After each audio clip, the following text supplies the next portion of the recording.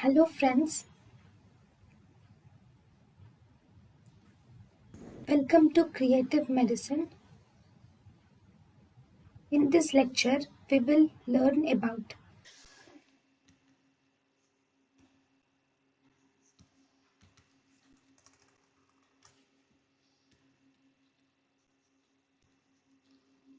Now, precorneal tear film.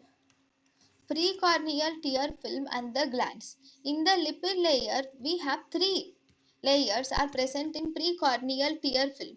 Precorneal tear film consists of a lipid layer, aqueous layer, and mucus layer, which is present on corneal epithelium.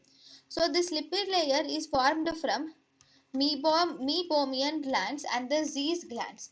Meibomian glands and the Zeiss glands will result in the lipid layer, whereas aqueous layer is mainly by the tears which are produced by the lacrimal glands. 95% of aqueous layer is due to the main lacrimal gland secretions, whereas the rest all is due to the accessory lacrimal gland secretions like cross and Wolfram glands. Then we also have mucin layer. This mucin layer is due to the secretion of goblet cells. Glands of Henle and glands of Mans will result in this mucin layer.